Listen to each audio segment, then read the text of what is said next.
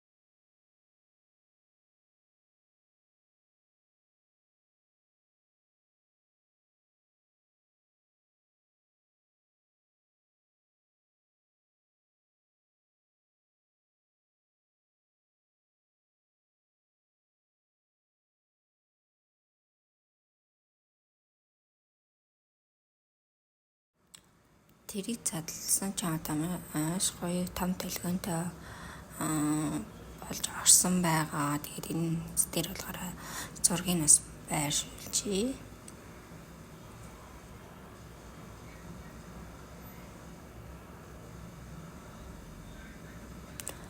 За энэ гарны маск нь болохоор би өмнө нь бас ер нь зөндөө хэрэгжилсэн гарын маш сайн чийгшүүлдэг, цайруулдаг юм маск байгаа.